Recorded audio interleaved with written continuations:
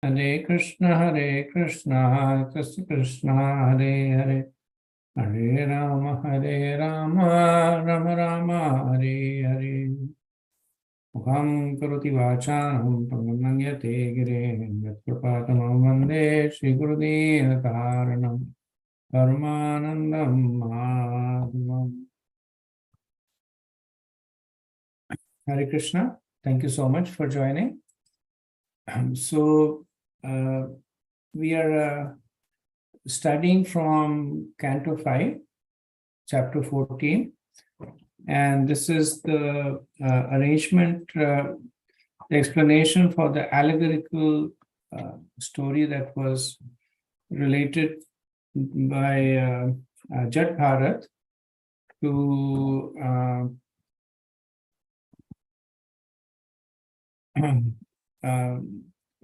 Maharaj or by Sukadeva Goswami. So I had also sent a table that kind of gives the what the allegories stand for. So there is an explanation of the allegories, and as Vishwanath Chakravarti maintains that it's not sequential, not one-to-one, but when you read it, you get an explanation of what Jat Bharat was trying to convey. Srila Prabhupada gives, as I mentioned, preaching purports to this. Vishwanath Chakravarti, he mostly limits his purport to cross-referencing it with the verse in the 13th chapter. And he basically says, this is an explanation for this metaphor. And actually the table that's been prepared is entirely based on Vishwanath Chakravarti Pad's explanation. He does not give, he has very, very short purports for the most part. 1 line, 2 line, or he'll say that this is explaining this. And basically considering the fact that it is self-explanatory. Okay, so we'll resume from verse 13. So the verses are all in prose, so we won't read the verse. And Sai Prabhu, if you can read the English translation, please. He then loses all intelligence in the association. This is exactly like jumping in a shallow river. As a result, Prabhu, we are doing verse 13. Okay, yeah. I think I skipped 1 line. Yeah. Sometimes to mitigate distress in this forest of the material world, the conditioned soul receives cheap blessing from the atheist. He then loses all intelligence in the association. This is exactly like jumping in a shallow river. As a result, one simply breaks his head and is not able to mitigate his suffering from the heat. And in both ways, he suffers. The misguided conditioned soul is also approached so-called sadhus and swamis who preach against the principle of the Veda. He does not receive benefit from them either in the present or in the future.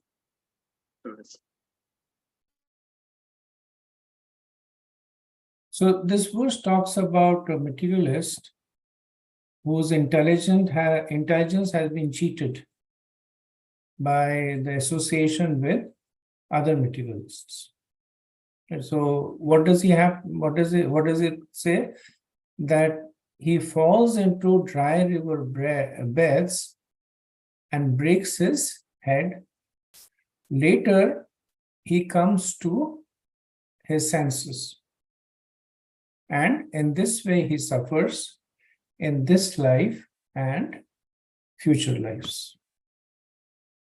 Right, so Srila Prabhupada basically explains this as the danger of taking shelter from unqualified gurus, maybe Diksha gurus, maybe Siksha gurus. But when one begins to take instructions from them, follow their guidance, then this it's a symptom of loss of intelligence, and it results in a further loss of intelligence. So Prabhupada says that in this age, there are many cheaters who show some jugglery and magic. They even create gold to amaze their followers, and their followers accept them as God. And Prabhupada, of course, does not name, but in other lectures, he has conversations. He has referred to another. In India, there are many so-called gods. Another god man who was a contemporary of his, called Sai Baba, not the Shridi Sai Baba, who came much earlier, but Satya Sai Baba, who came much later. He was based, I guess, close to Bangalore in the south, and his way of attracting followers was magic, in the sense that he would make watches appear out of thin air, or golden instruments, golden ornaments, or ashes, and he had a huge following. The whole is like entire town was actually almost completely made out of his followers. And Prabhupada said this type of cheating is very prominent in Kali Yuga, and of course that trend continues. There are literally hundreds of so-called godmen who have come, and they have gained prominence, gained followers, and then they have been revealed, either doing corruption for money or sex or power, and some of them are in jail right now. Some of them have lost their followers. They're living in isolation. So then one may question that if taking shelter of a genuine guru is so important, then what does a genuine guru look like?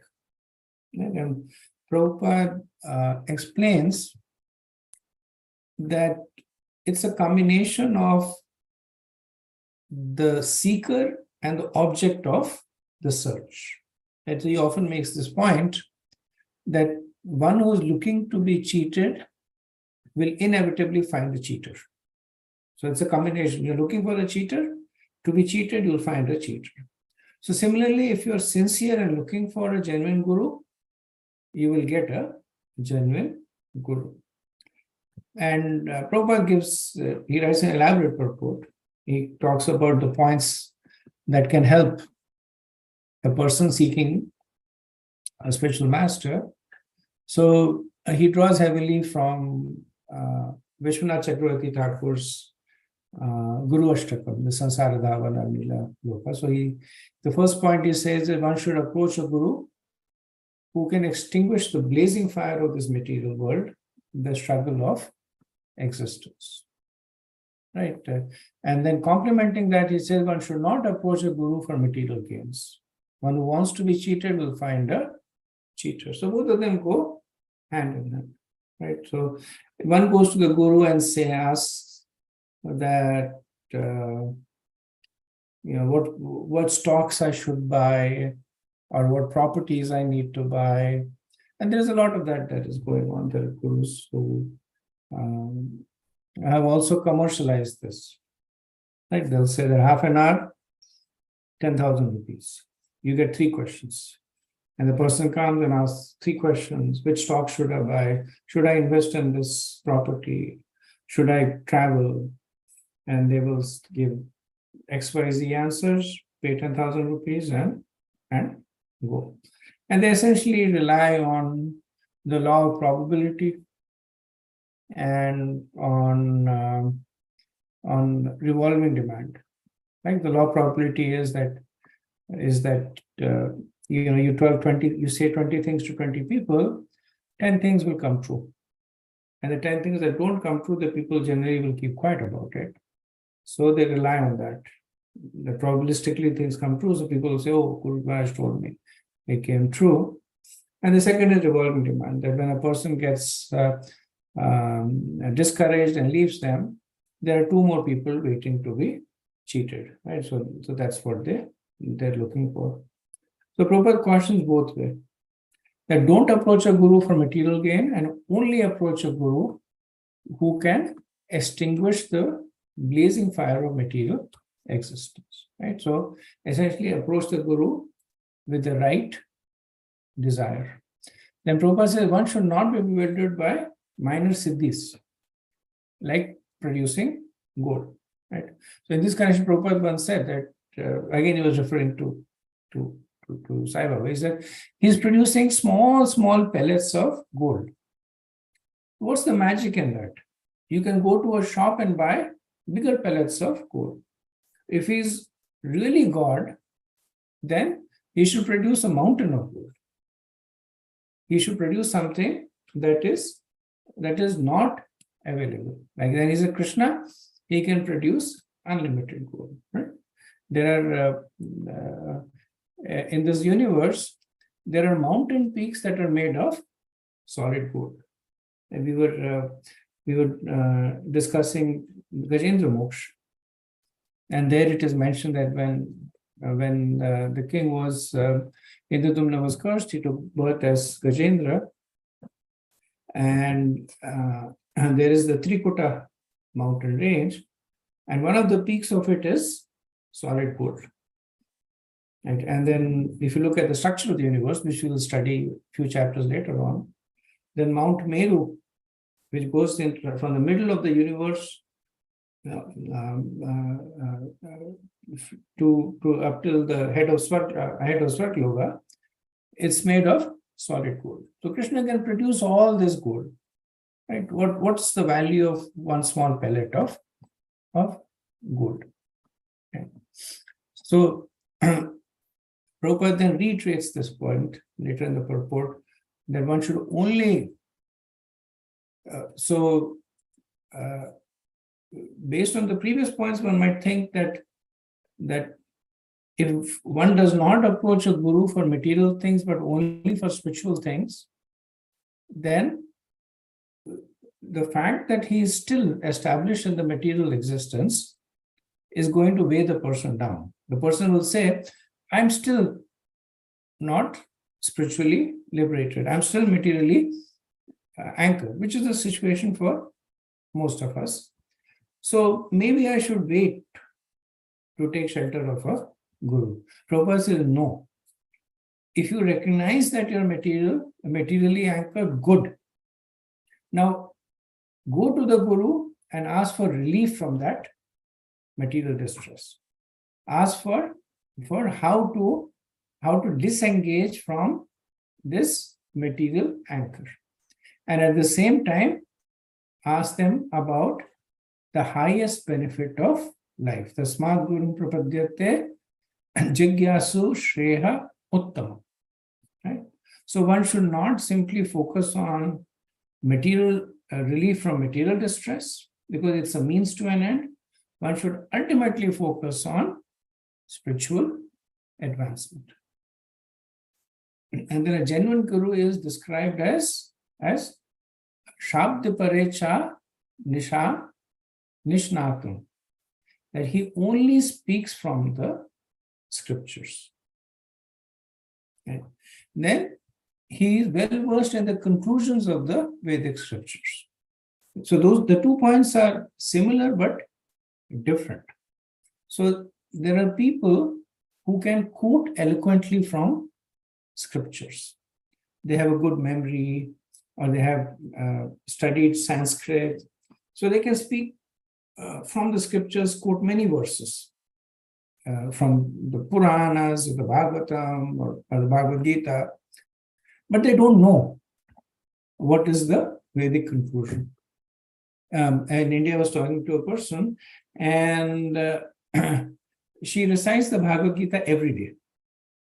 And she's been doing it for 50 years or so. Many years she recites the Bhagavad Gita every day. And so she remembers it by heart. But, when I was talking to her, then she said, well, ultimately the goal of Bhagavad Gita is that you become one with God. And then I'm like, how did you understand that? She said, well, in the 10th chapter, when Krishna says that I am Indra, I am amongst the elephant, I am amongst the kings, I am amongst the cheaters.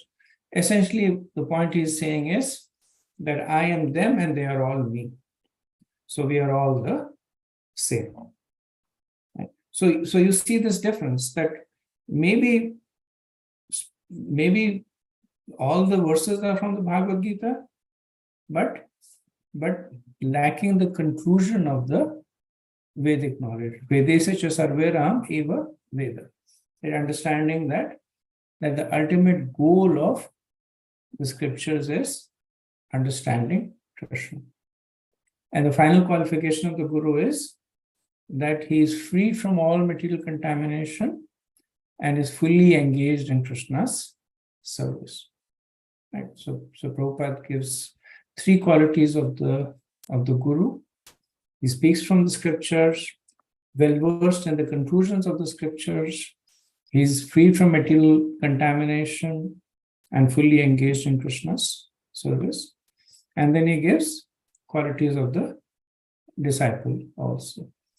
That he approaches the Guru with genuine desires of relief from material distress, of inquires into how to make spiritual advancement, and he's discerning enough to understand to differentiate between the real and the fake gurus. So if you would have noticed that whenever this question of gurus comes in, Prabhupada always tends to write elaborately on it, because that is the beginning of one's spiritual life. One can do everything else on their own, but not make real spiritual advancement unless they get the shelter of a guru. So Prabhupada has put all these books out all there. Read the Bhagavatam, read the Bhagavad Gita. There's the temple, there's the deities, there is the Harinam Sankirtan, all of that is there. But unless one takes shelter of the Guru, it is not possible to fully leverage. Now, there's always advancement to be made. When one is chanting, serving the deities, devotees, there's always advancement to make. But as Rupa Goswami, when he talks about the 9 stages of Bhakti, then only after one takes shelter of the Guru, then one starts making, progressing in the path of spirituality. Okay, moving on to verse 14. In this material world, when the conditioned soul cannot arrange for his own maintenance, despite exploiting others, he tried to exploit his own father or son, taking away that relative possession, although they may be very insignificant. If he cannot acquire a thing from his father, son, or other relative, he is prepared to give them all kind of trouble. Prabhupada writes that once we actually saw a distressed man steal ornaments from his daughter just to maintain himself. As the English proverb goes, necessity knows no law. And then Prabhupada talks about it in a more general term, that when the conditioned soul desires material enjoyment, then he forgets all kinds of relationships, so even close relationships, like between a father and a son. And Prabhupada notes that this would happen more and more as the age of Kali progresses. He says, without Krishna consciousness, people will deteriorate further and further into a hellish condition where they will perform abominable acts. Okay, next verse. In this world, family life is exactly like a blazing fire in the forest. There is not the least happiness, and gradually one becomes more and more implicated in unhappiness. In household life, there's nothing favorable for perpetual happiness. Being implicated in home life, the conditioned soul is burned by the fire of lamentation. Sometimes he condemns himself as being very unfortunate, and sometimes he claims that he suffers because he has performed no pious activities in his previous life. So this verse explains the forest fire that was stated in the 6th verse of the previous chapter. The family life is exactly like the blazing fire in the forest. And the analogy of the blazing fire is often used to describe material life or family life, because it's almost impossible to either escape from a forest fire or to put out a forest fire. So when Vishwanath Chakravarti, he talks about Sansara Dhavana Nira Loka Pranaya Karanya Gana Ganatvam. So in the lecture on this, Prabhupada says that Chakravarti Pad, he deliberately uses the analogy of forest fire, because the only way of putting out a forest fire is by rain. There's no other way of putting out a forest fire. So the only way of escaping this forest fire of material existence is by the mercy of a spiritual master. So here he talks about the all-consuming nature of material life, more so household life. Talks about that one takes to household life seeking happiness, but becomes more and more implicated in unhappiness, right? So there's nothing favorable to perpetual happiness, right? So perpetual happiness is used here because there is fleeting happiness in material life, which is why people take to it. But having taken to it, then they realize that it is fleeting. It is transient, comes and goes. It is the opposite of eternal. Then being implicated in home life, the conditioned soul is burned by the fire of lamentation. Sometimes he condemns himself as being unfortunate, and sometimes he claims that he suffers because he performs no pious activities in his previous life. So Prabhupada gives another aspect of forest fire, that the forest fire starts by itself. It's said by the rubbing of the bamboos, the friction between them creates fire, or by lightning falling, there are forest fires. But there's nobody with a match who's trying to create a forest fire.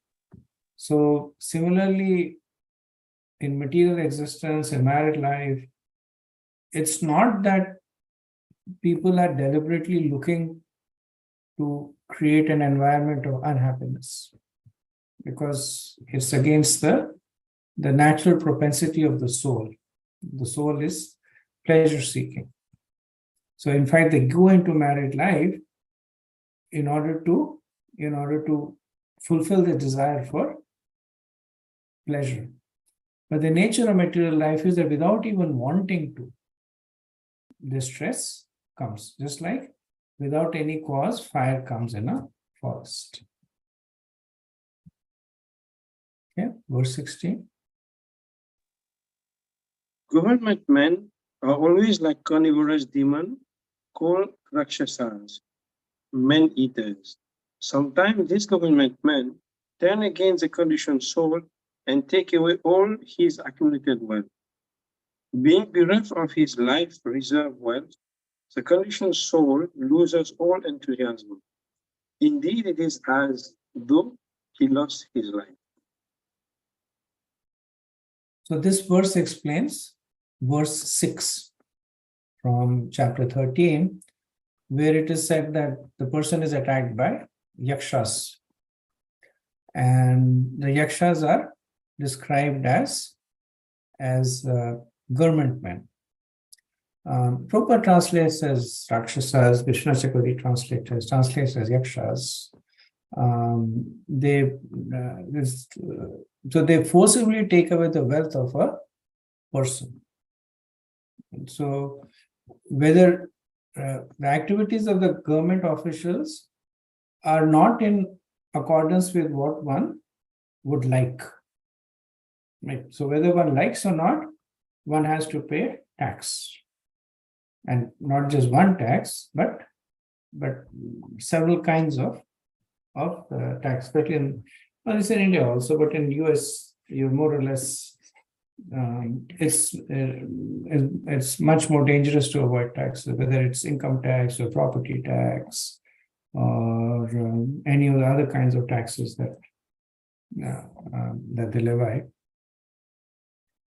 The Prabhupada in the purport says that Rajakula Rakshas is very significant. Bhagavatam was compiled about 5,000 years ago, yet the government men are referred to as Rakshasas or carnivorous demons. If the government men are opposed to a person, that person will be bereft of all riches. Right? So, 5,000 years ago, the government men were the ministers of the king or those employed by the king. In the current day, the government men are those who are elected or who have been selected to bureaucratic positions. But regardless of their antecedents, they have the same effect. Now, one may argue saying that government is given so much of convenience. There are roads, and there is the police and the army, and there is sanitation, etc. Then one would also have to consider the fact that is what they are doing commensurate to what they are taking. Right? And even if there is some kind of, even if the government is the most honest government, which is hard to get, but essentially what they're doing is they're creating an environment for material entrapment. But from a pragmatic perspective, what they do almost always is that they steal. Right? So Prabhupada said that they are called Rajakula Rakshas. So Rajakul means in the family of the king, which means in the ministry. And they are sitting over there, and Rakshasas are man-eaters. Right? Yakshas are a little different. Yakshas, they're a lot more benign than the Rakshasas. Yakshas are equivalent is they're like forest spirits. They guard the forest. Some of them can be malevolent, but most of them are simply they are like for nature, spirits of nature, forest spirits. But Rakshasas, they're out and out villains. Right? They're bloodthirsty, they drink the blood, they're cannibals, they eat. So that's how the government officials are described, that they forcibly take away the money, they primarily use it for themselves, or they will use it for those that they favor, and then they create an environment of discomfort for the others. So Prabhupada says, and therefore the taxpayers become very morose. Verse 17. Sometimes the conditioned soul imagines that his father or grandfather has again come in the form of his son or grandson. In this way, he feels the happiness one sometimes feel in a dream. And the conditioned soul sometimes take pleasures in such mental concoction. So this verse explains verse 7 from the previous chapter about how the jiva actually enjoys. So the previous verses were talking about the suffering of the jivas, right? And one may ask, if there is so much suffering for the jivas, then what is stopping them from taking to spirituality? And the answer is that the suffering is intermingled with happiness. Sometimes the suffering looks like happiness. Right? The famous analogy Prabhupada used of the camel eating thorns, and the thorn cuts the mouth of the camel, and there's blood, and the camel enjoys it. Right? So the suffering looks like happiness, and sometimes there is happiness. Right? So that happiness may be temporary, but nevertheless the jiva thinks there is happiness. So in the verse 7, it was described that this merchant, sometimes he considers himself to be in the city of the Gandharvas. So Gandharvas is essentially opulent city where there is immense amount of sense enjoyment going on. So how does he think that he's in the city of Gandharva? So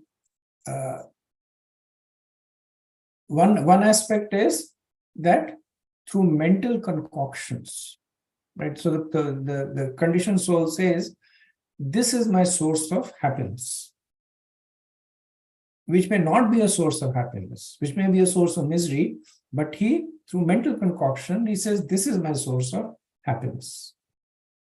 He says that, okay, if I get this car, I will be happy. Right? And when he gets the car, then he thinks that I am happy.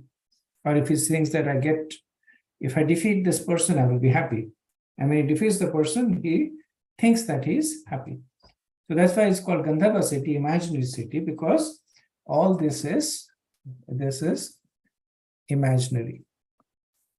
And what else he does out of mental concoction? He thinks that my father or my grandfather has now taken birth again as my son or grandson.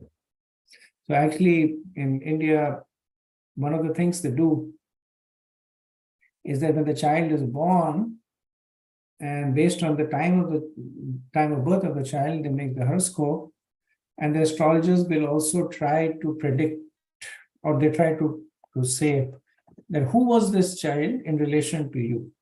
And sometimes they will say that this child was your great-great-grandfather, or this child is your mother's brothers, this, right? So they essentially indicate that this is a past relative that is coming again. And it's not fully inaccurate because as it is noted that karma is very binding. So when people stay together for a long time, then they're bound by this, not only by their own karma, but the karma with respect to one another. And that's why they tend to take birth in different flavors of the relationships to basically exhaust their karma.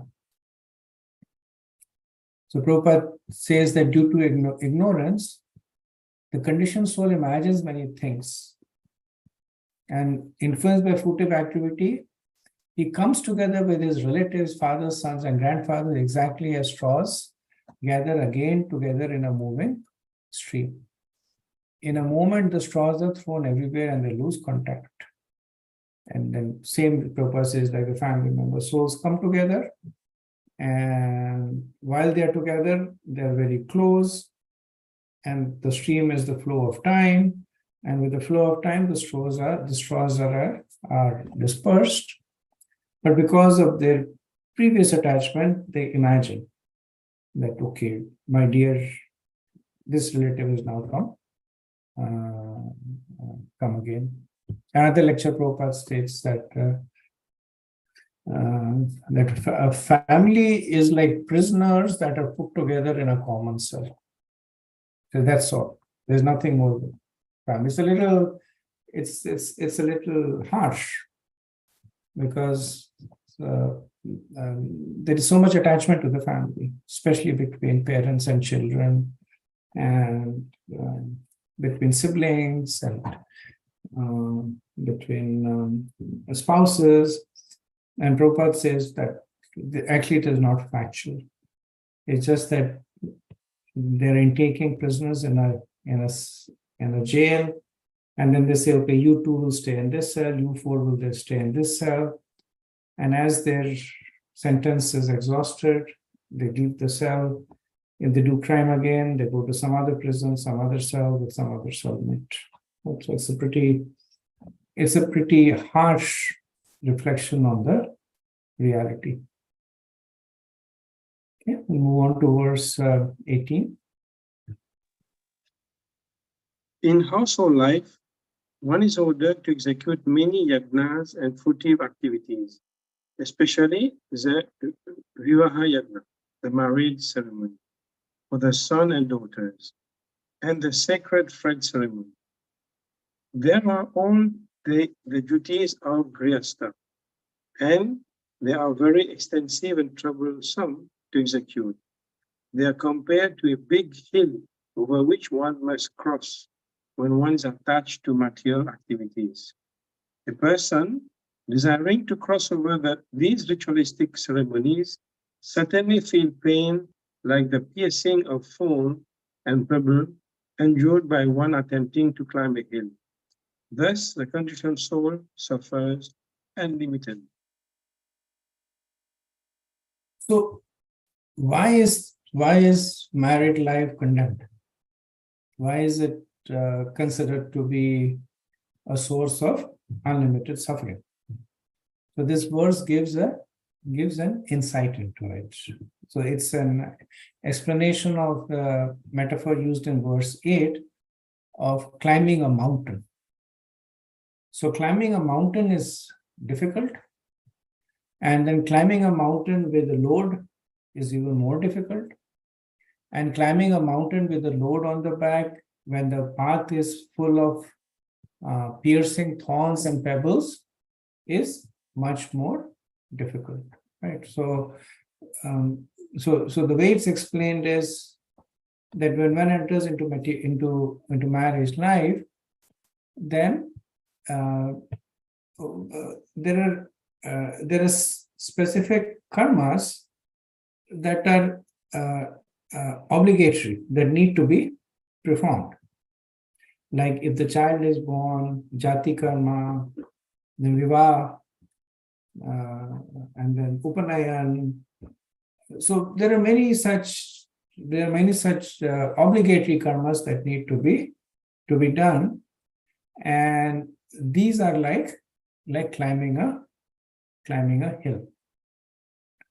And what is the piercing of the thorns and the pebbles? It is when you see your neighbors are performing bigger and better sacrifices. And so you're climbing your hill, you have a daughter, you marry the daughter, and you have a nice ceremony. And then around the same time, your neighbor down the street is marrying their daughter, but their ceremony is more pompous.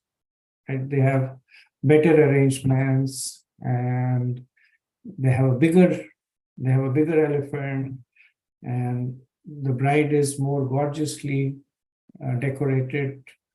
So while you are performing your own obligatory activities, you're also attacked by this pain of seeing others performing the same activities in a better way. The Prabhupada says that the material attachment is so strong that despite the suffering, one cannot give it up. Right? So there is this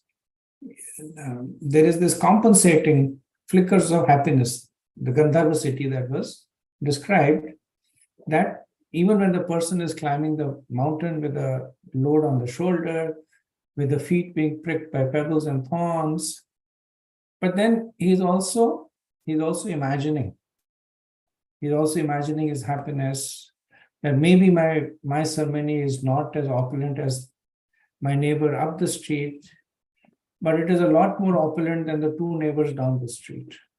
So that there is some happiness. In reality, that distress and that happiness have no foundation. But that imaginary conception, the Gandharva city, it creates this sense of happiness.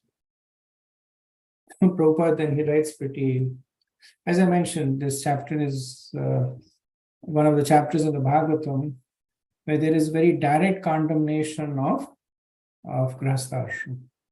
There is a general condemnation of material life, and there is a more specific and direct condemnation of married life. And Prabhupada says here that highly advanced spiritualists therefore recommend that one should not enter the Grihastha ashram. It is better to prepare oneself in the brahmacharya ashram for austerities and remain a pure brahmachari throughout one's life, so that one will not feel the piercing thorns of material life in the Grihastha ashram. In the Grihastha ashram, one has to accept invitation from friends and relatives and perform ritualistic ceremonies and so on. So it is said that more difficult than experiencing one's own distress is experiencing others' happiness. And this is something that happens a lot in Grihastha ashram. Like you invite others and you get invited by others, and it is obligatory that you have to accept the invitation. And then when you see the opulence or the success of others, that is a lot more difficult to tolerate than even one's own misfortune. Yeah, it's a slightly different context, but one of the injunctions for the sannyasis is to not have too much association with grihasthas, is to not live in the house of the grihasthas. Gaur Kishoredas Babaji, he was in his own time, he became very, very famous as a renounced Babaji, and he would get invitations by opulent grihasthas, because he would stay, he was essentially houseless, homeless. He would be sitting on the side of the street, and people would offer him their own residence, but he would always refuse. Right? And the reason is because of this, that even in the sannyas ashram, when one sees the opulence in the grihastha ashram, a person has a nice house and a nice wife and nice food and nice children, then the person becomes envious of them. The person begins to desire it. So even now, because out of circumstances, sannyasis do live in grihastha's house now, but you will see that they maintain a very, they keep strict isolation. Right? If they have a room, they will keep in their room and try to minimize their interaction. Because circumstantially, yes, they don't have an alternative. There are not many brahmacharis. Grihasthas are the majority of the ISKCON devotees now. So in order to preach, they have to live with grihasthas and preach to grihasthas. But the sannyasis, they try to protect themselves by keeping this strong boundary around. Okay, we'll do a couple of more verses and stop the discussion. Verse 19. Sometime, due to bodily hunger and thirst, the conditioned soul becomes so disturbed that he loses his patience and becomes angry with his own beloved son, daughters, and wife. Thus, being unkind to them, he suffered all the more. So this is the explanation of verse 8, chapter 13, of how a man is pained by the fire of digestion. And essentially it's, so these are obviously examples. They are not comprehensive, they're illustrative, that how the nature of these miseries is that they expand on their own. The nature of the forest fire is that it expands on its own. There is no effort that is needed, right? So here the example is given that one may be troubled by hunger and thirst, and because of that trouble, they may become angry with their own family. And when they're angry with the family becomes angry with them. So now instead of one agony, they have two agonies. They have agony of the displeasure of the family. They have agony of hunger and thirst. Right? And practically, we see this, that when in situation when one thing is not going right, then it kind of spreads. If somebody is having a bad day at work, then it may have nothing to do with the spouse, but the person will come out and take it on the spouse. They may get upset at the spouse or chastise the children, and then the children or the spouse reacts, and then that adds to the misery. So the next day at work, they're even less productive, and then the cycle feeds into itself, right? So the verse is illustrating how these material miseries, they meet with one another, and they feed on one another. Prabhupada said that Vidyapati Thakur has sung the song that Tatal Sakate Va Ribindu Sama Suramita Ramani Samaje. The happiness of a family life is compared to a drop of water in the desert. No one can be happy in family life. According to Vedic civilization, one cannot give up the responsibility of family life, but today everyone is giving up family life by divorce. And so Prabhupada takes both aspects of the coin, right? He says that if one is strong enough, they should not enter family life. But after having entered family life, one should not be weak to give it up, because that is even worse.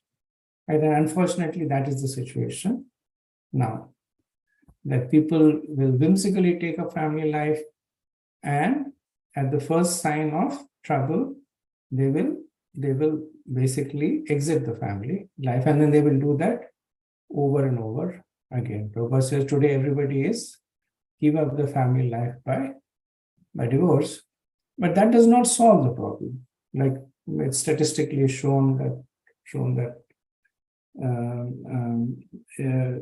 it creates another similar cycle. It creates. So the best thing is for the person to take to Krishna consciousness. That way, when they enter into family life, then they understand that the family is meant to help them in the service of Krishna, and they're meant to help the family. And if for whatever reason, if that family life ends in a divorce, then it's just another opportunity to see how can they serve Krishna. And whether they serve now as vanaprastha, or whether they find a spiritual partner who is more conducive in helping them.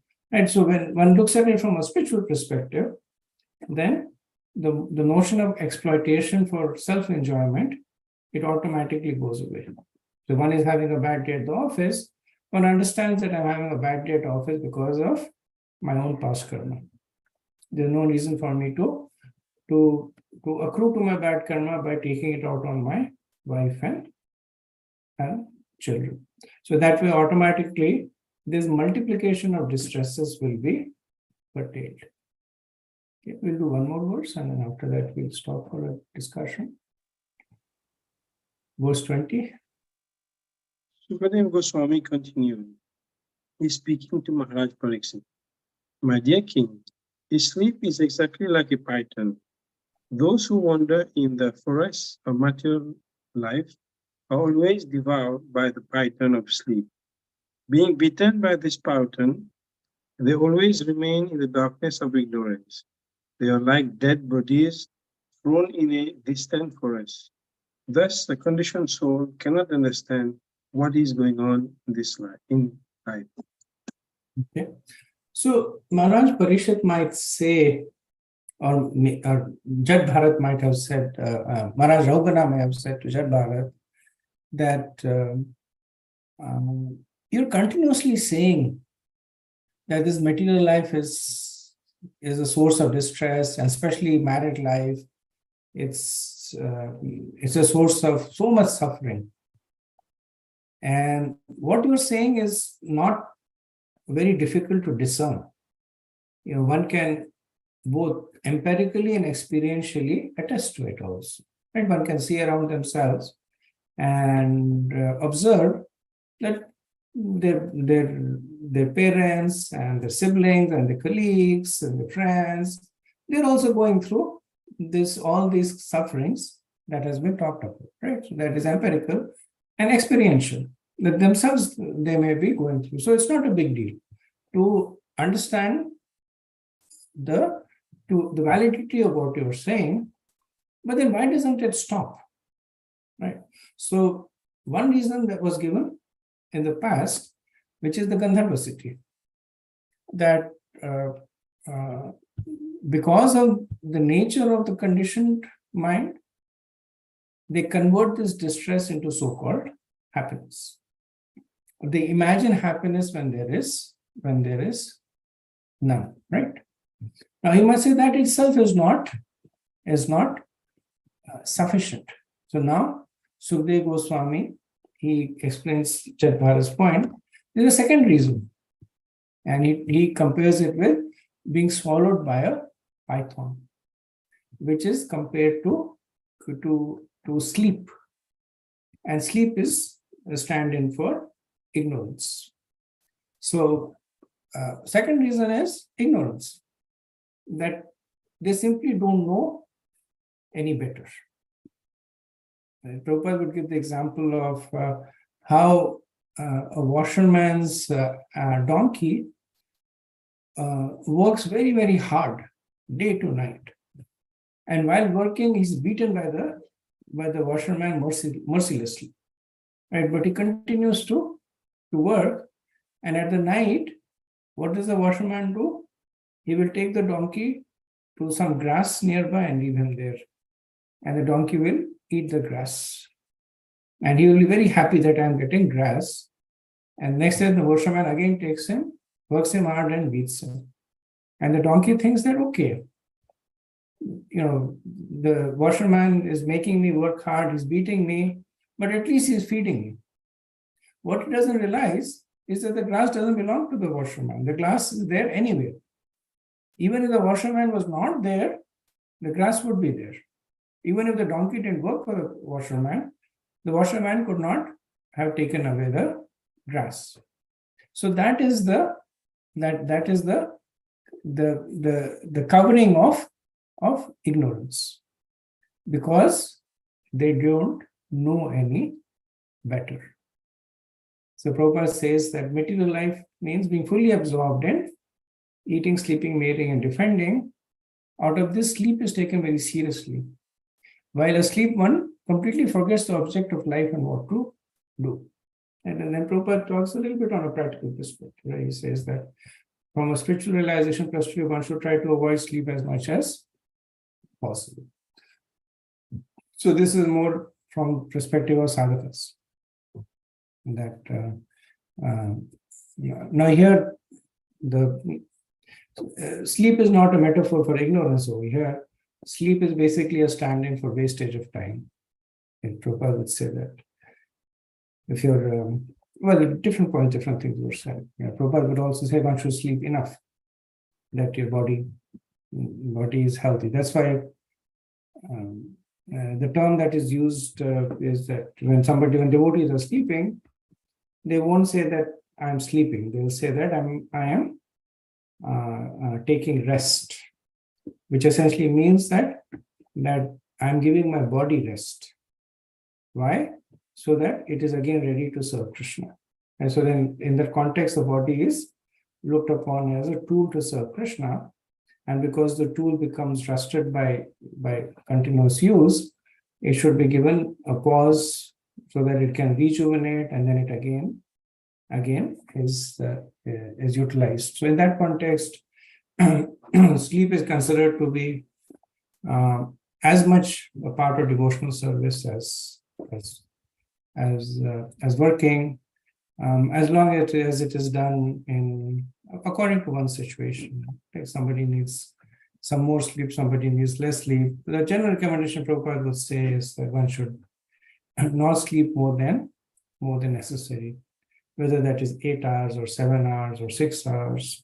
He talks about Goswamis that they slept for only 2 hours, and sometimes they did not.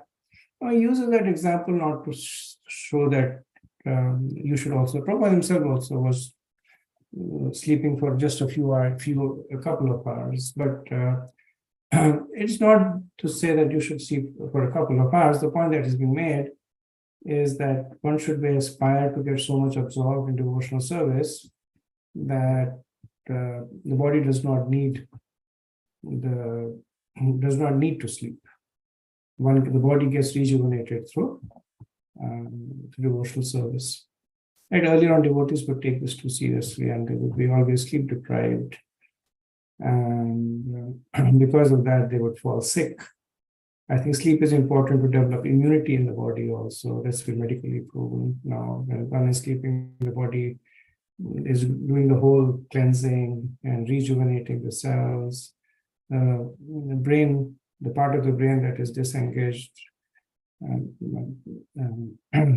I attended one of these courses. He was a doctor from Harvard, and he had written a book that kind of blended Bhagavad Gita with science. And he was mentioning, this is more from a scientific perspective, that when you sleep, then the brain actually makes memories, because whatever you have learned over the day, and that's in a transient part of the brain. And when you sleep, then it's transferred from the transient part to the more resilient part of the brain. So two aspects are used here. One is sleep as a stand-in for ignorance. And Prabhupada kind of uses that to also talk about sleep as a supporting anga to bhakti. Okay, so I'll pause over here and see if there is any comments or discussion. Yeah, Hare Krishna, Prabhu. I have two questions. One, we were discussing about the marriage or the marriage life or the grihastha, basically grihastha, where we do have challenges in reaching to Godhead with more difficulties. That was the stressing point in past 1 or 2 verses or 3 verses. But I don't know which. Basically, the question here is, which ashram has the more kind of a leaning towards going to Godhead? Like, is there any advantage to be as a brahmachari or sannyasi? Is it not related? The question really is, which is going on, is it not related to our own karma? Like, for example, a couple, if they are in grihastha, if they are not given a baby or like kids, but they do take it as a distress, right? And they think that it is, oh, we are not going, whatever is the conclusion there. At the same time, unfortunately or wantedly, few people may not get married as well, right? It's a forceful brahmacharya ashram. Is it like, how to take, like, the two-part question here itself? One is, why we have to stress that grihastha has challenges as compared to others, and is it not related to karma for what we have? I'll ask the other question later. Yeah. Thank you, Prabhu. It's a good question. So why is the Grihastha ashram compared to the other ashrams? Is obviously being targeted for condemnation so much.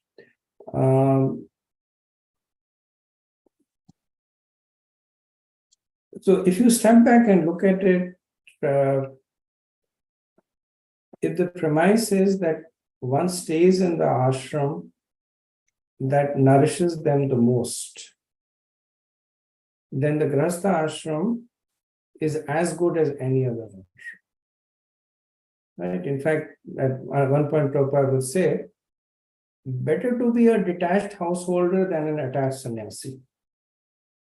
Which is his way of saying that if that is the ashram that nourishes you, that is the best ashram, whether it is brahmachari, grihastha, vanaprastha, or sannyas, right? So one should stay in an ashram where one's spiritual life is most nourished, right? Now that is transcendence, right? You take that away, the audience for this is more so of people who are materialists. Where do the people who are materialists most often reside? They reside in the Grihastha ashram. Why do they reside in the Grihastha ashram? Not because it is conducive for their spirituality, but because it gives them the most opportunity for sense gratification. Right? So, which is why, so Sukadeva Goswami or Jat Bharat, he's speaking to the popular audience over here. Like if you're standing up on the stage and 90% of the people in the stage are engineers and 10% are doctors, then you will speak engineering terms so that they can understand things better, right? So Sukadeva Goswami is catering to the masses at this point. So this section of the Bhagavatam, it is meant for the devotees in a way that it helps them understand the dangers of being a Grihmedi. Right? It helps them understand that. Also, it is meant for people who are Grihmedis, like who have entered into the ashram for the sake of enjoyment. That there it is content. If somebody is looking for material enjoyment, it's very unlikely that the person will stay a brahmachari or a vanaprastha or sannyas, right? They will be in the minority. So that's why there is so much of attention given to this ashram.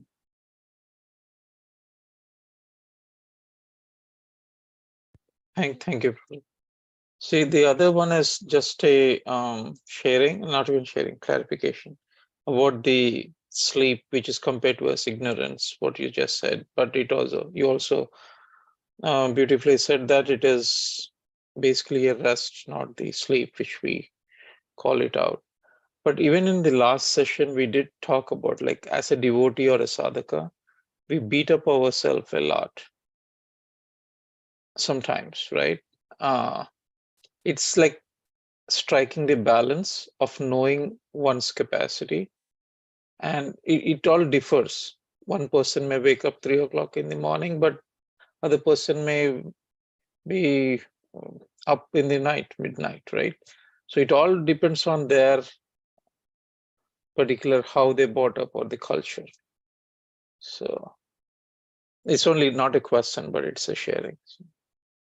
It's a valid observation. So it's like fish in water, right? One should find the environment that is most conducive for the spiritual advancement. Yeah. Right. One of the devotees who was, when we initially started going to the temple, he's lived in the temple. He was cultivating us, and he was a young man, maybe in his late 20s at the time. And he was so full of energy that he himself would say that I can't sleep before. He said one of the biggest challenges is Mangal Aarti. He couldn't sleep before 1 o'clock, 12:30, 1 o'clock, right? And Mangal Aarti would be a challenge for him. And watching him do japa, like, you would get vertigo because he would be moving around the temple room. Like he would probably walk 7 or 8 miles doing his 16 rounds. And he would say that I can't sit. But a wonderful devotee, very, very well versed in the scriptures, very potent preacher, very good manager also, very good all-rounder that way, right? So he essentially found what works for him and he was using it to advance in his spirituality. So yes, the trick is to find what nourishes you and then direct that to one's Krishna consciousness. Thank you. Hare Krishna, Prabhuji. Quick question, Prabhuji. In the beginning of class, you were mentioning about Sat Sai Baba, and you are also making a contrast with Shirdi Sai Baba. Unlike Shirdi Sai Baba, Sat Sai Baba does more magic like that. So I was thinking so far that, like worshipping either of these Babas is equally bad. And not even closely comparison with be it worshipping Ganesh or Durga Devi or anybody, because I was thinking that they give at least some result. Of course, not going back to Godhead, worshipping Durga and Ganesh, but this thing is a complete waste of time is what I was thinking. Is my understanding correct? Also add any point that any contrast that you want to make between these two Sai Babas. So the philosophical point that you make is absolutely correct. That yes, one should worship Krishna. And I think the reason I was making that contrast is based on what I know. I'm not an expert on either of them. That Sri Sai Baba, his focus was in chanting Lord Ram's name. So his teachings, etc. Now later on, he became the object of worship, which he never wanted. But when he was preaching, so he was, I don't know how much you know, but he was a Muslim by birth. And he became something of a saint. And he was essentially preaching the glories of Lord Ram, and Ram Nam, chanting of Lord Ram's name. Plus, he was also giving a lot of what would consider to be more goodness teachings, like not to steal, not to do this, not to do that. And Sat Sai Baba, from what I understand, he was claiming that he was God. Right, so he was addressed as Bhagwan Sai Baba. Now again, this has to be taken with the huge asterisks on it, because I'm talking based on the little I know about both of them. I have no means I'm authoritative. I may be completely wrong, in which case the statement stands withdrawn. But based on what I understand, that's why I made that distinction. Good, Prabhuji. Thank you so much. Thank you. Hare Krishna, Prabhu. Just a comment. There's a comparison between Sukadev Goswami and Jad Bharat. And I see it very hard. If we had to give a comment on that, for example, the Yakshashas is like government official, and the Python and all that, which does not correlate in either of them. Some are, but some are not at all. But to come up with this analogies and answers is quite something. It is. That's why it's been spoken by one great personality and explained by another greater personality and commented on by another great personality. So that's why we have it chewed and chewed and chewed so that we can swallow it. Srila Prabhupada did not go too much into establishing that this is for this is for this, right? Purport did sometimes mention that it's like the blazing fire, etc.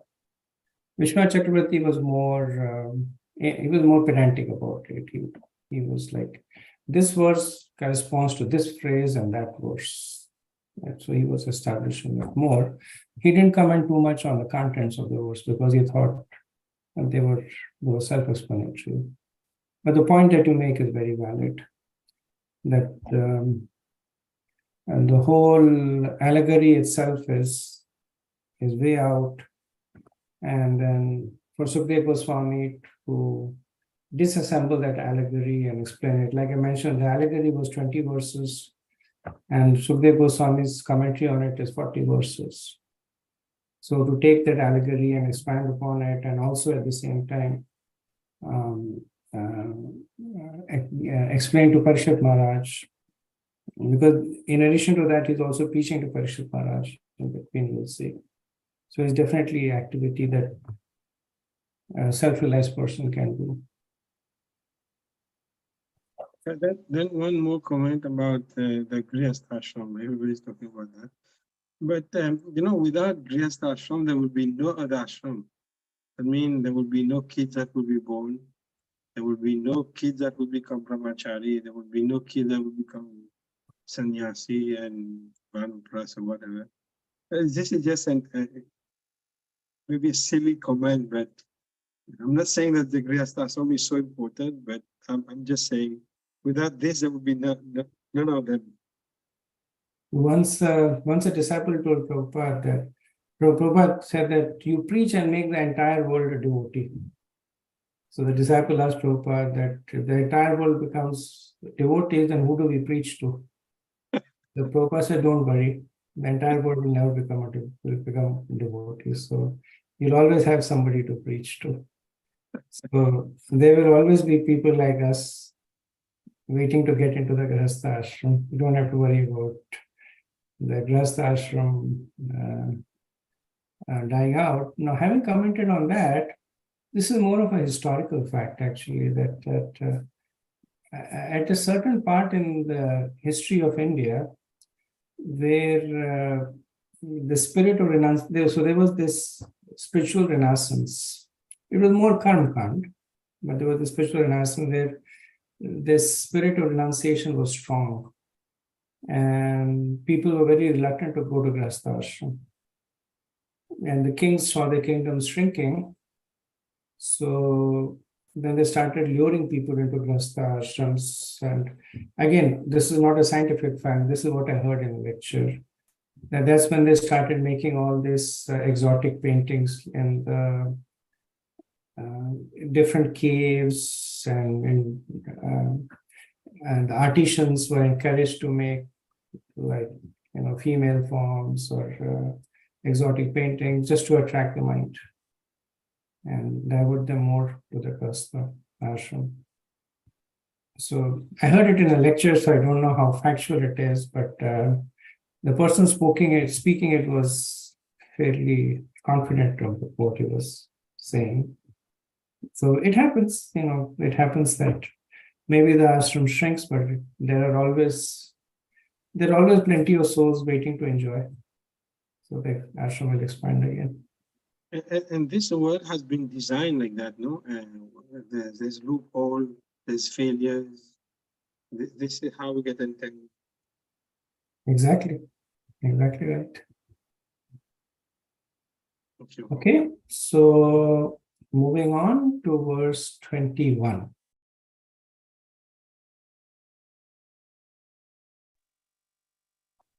In the forest of material world, the conditioned soul is sometimes beaten by envious enemies, which are compared to serpent and other creatures. Through the tricks of the enemy, the conditioned soul falls from his prestigious position. Being anxious, he cannot even sleep properly. He thus becomes more and more unhappy, and he gradually loses his intelligence and consciousness. In that state, he becomes all perpetually like a blind man who has fallen into a dark well of ignorance. So this is the self-sustaining cycle of material world, that ignorance results in suffering and suffering results in ignorance, right? So So there is suffering that is coming through different agencies by envious enemies, which are compared to. So this is an explanation for the verse 9, 5.13.9 of the previous chapter.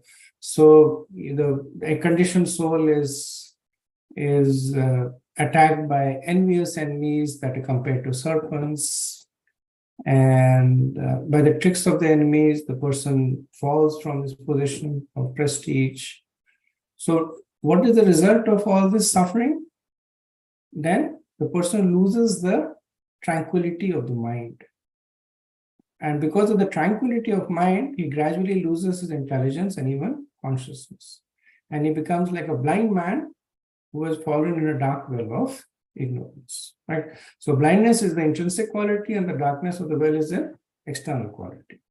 So similarly, ignorance is inherent to the person, and the suffering that is outside is external to the person, but they're feeding one another.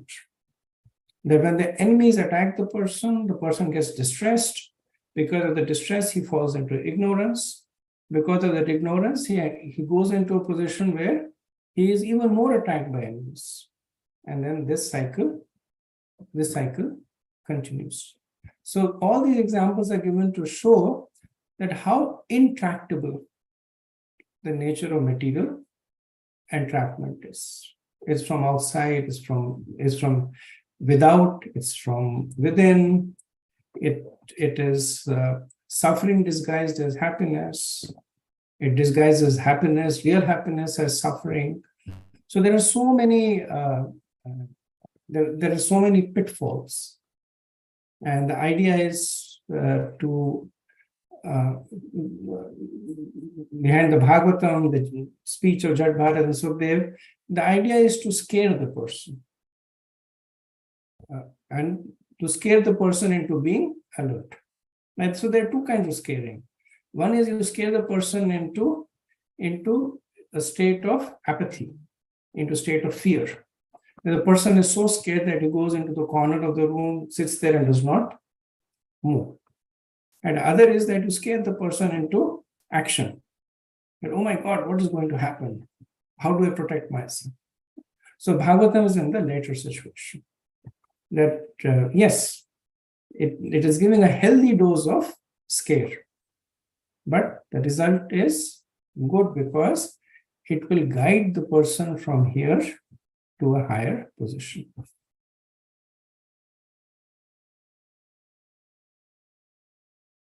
Okay, moving on to next verse, 22. The conditioned soul is sometimes attracted to the little happiness derived from sense gratification. Thus he has illicit sex or steal another's property. At such a time, he may be arrested by the government or chastised by the woman, husband, or protector. Thus, simply for a little material satisfaction, he falls into a hellish condition and is put into jail for rape, kidnapping, theft, and so forth. So this explains the metaphor of the merchant searching for honey, right? So the conditioned soul is attracted to the little happiness that is derived from sense gratification. And what does he do to get the little happiness? He has illicit sex, he steals, and even that happiness that he gets is essentially, it's a covering for suffering. So if he steals, then eventually he is arrested by the government. If he has illicit sex, then the woman's husband, if she's married, or the brother or the parents, they will chastise, right? So firstly, the suffering the happiness that he gets is actually in itself false happiness. Even that false happiness that he gets is short-lived. So it's talking about the dismal state of happiness in the material world. That to begin with, it is false. And even that false happiness is temporary because it is always accompanied by suffering. And two examples are given. Stealing is one may steal and feel happy that now I'm rich, but then the government comes and arrests you and beat you. Or one may have illicit sex and feel happy about it, but then the relatives of the woman will come and chastise. So even that illusory happiness is accompanied with real suffering. So Prabhupada says that illicit sex must be stored by those who are spiritually inclined or those who are on the path of spiritual realization. Many devotees fall into illicit sex. They may steal money or even fall from the highly honored, renounced order. Then for a livelihood, they accept menial service and become beggars. It is therefore said in the Shastras that Yan Maithuni Gramedi Sukham Hi Tucham. Materialism is based on sex, whether licit or illicit.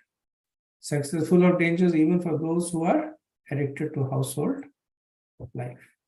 Whether one has a license for sex or not, there is great trouble. Bahu dukha bhav. For one who indulges in sex, many volumes of miseries ensue.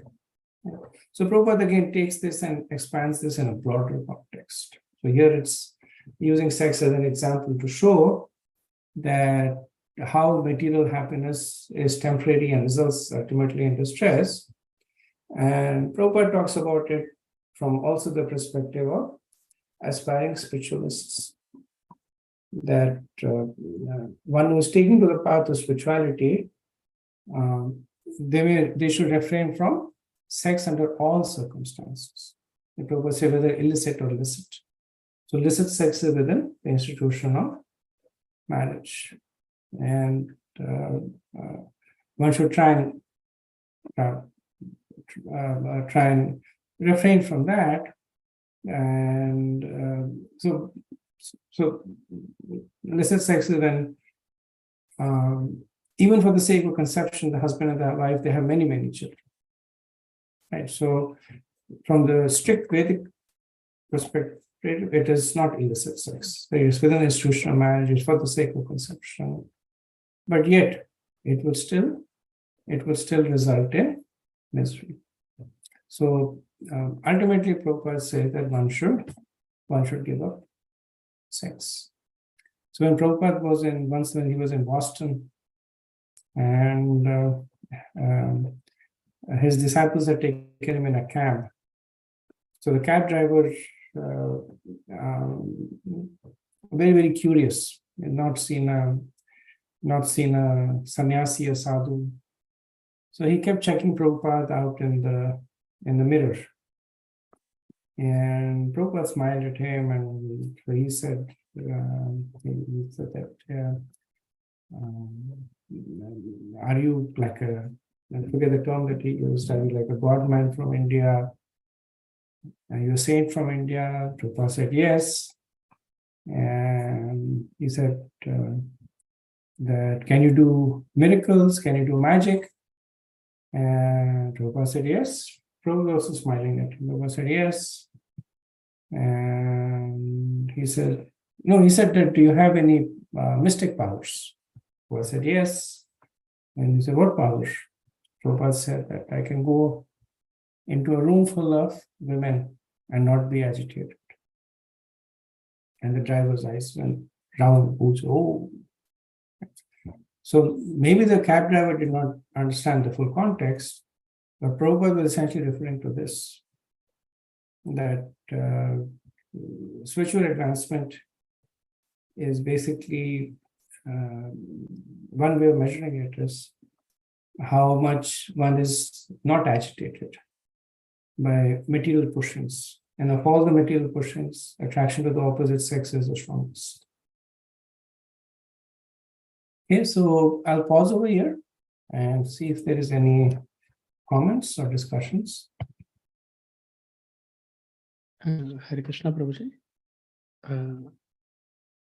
One question, Prabhuji, like on the last aspect you mentioned about the sex life, I could clearly understand doing in an illicit manner, the examples that you gave are clearly saying the dangers associated with it.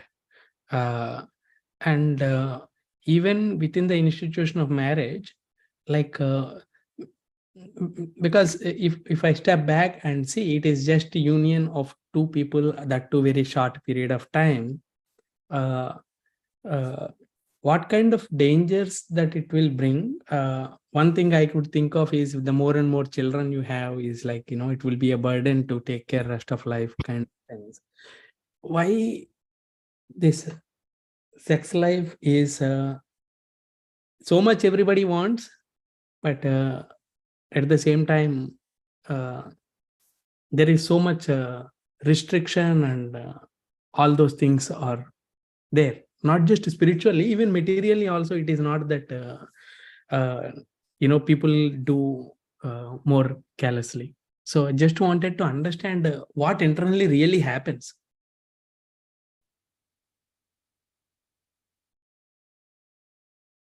in the minds of people or hearts of people. Please add what you think is appropriate for me to hear. So, so the point that you're saying is also resonated in the scriptures. Like they say that the whole material world is built on lust, right? And lust is condemned in different ways. And if you look at the nucleus of the material world, it is built on this conception of enjoyment of the senses separate from Krishna.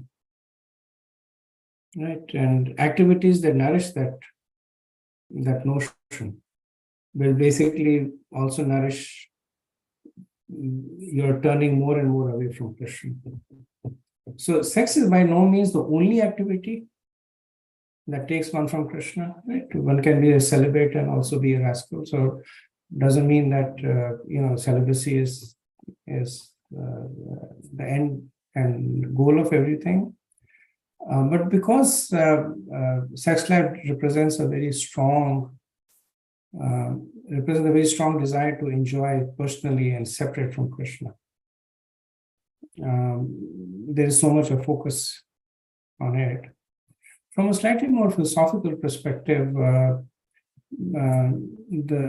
it is said that the material world is a reflection of the spiritual world, and the spiritual world is built around love. And love is reflected as lust. And in this, so just like love is the strong binding factor that binds the souls to Krishna, and lust is the strong unbinding factor that takes the souls away from Krishna.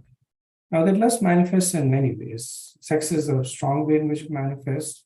There is also lust for wealth, lust for material possession, lust for power, just to possess. But definitely the lust to procreate is a strong expression of one's desire to enjoy for the sake of enjoyment.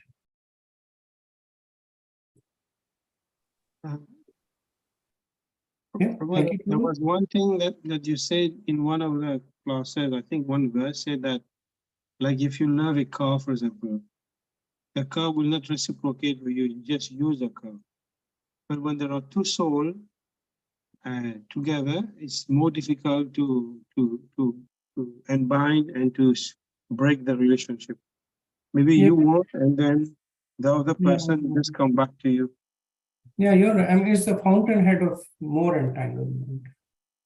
If you're dealing with your own senses, it's fine. Now with somebody else's senses, and then you have a family attachment. So it's a fountainhead of more entanglement that comes later on there. So for all those reasons. Good. So Prem Kishore Prabhu must have shared with you that beginning from this week, we'll meet once a week on Mondays. Okay. So I'll see you next Monday.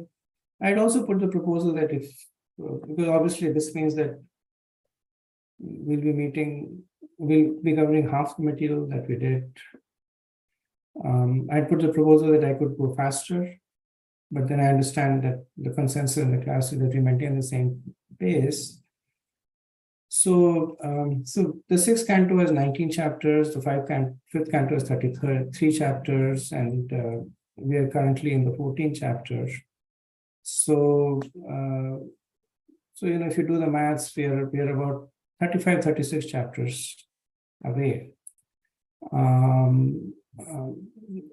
I expect this to last for anywhere from 18 to 24 months. Right. So I'll continue to maintain the same pace, which means we'll go a little deep into the verses. For a large chunk of the fifth canto is the creation of the universe. And there, I think what I'll do is that either before or after the chapters, I'll do a session simply talking about the structure of the universe. Simply talking about the structure of the universe. You can let me know what works best for you. Should I do it before or after the verses?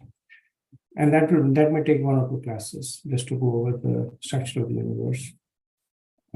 But like I said, between 18 to 24 months. I just wanted to give you a heads up on that. Yeah. One thing, Prabhu. So please expect on Wednesdays also. We'll schedule those sessions. Whoever is ready for giving a mock, they can start. And also within this audience, it's not like everyone was for option 1, which is slow pace. 1 or 2 devotees were with fast pace, like Paramatma Prabhu. But I'm going with the majority. So I understand, and I guess we have to make compromises. So thank you for adjusting, Paramatma. thank you. Vanchakalpatarubhyascha kripa sindhubhyeva cha patītanām Kuri Vaishnava ki jai, Shri Prabhupada ki jai. Hi, Gaur Hare Krishna. Thank you very much.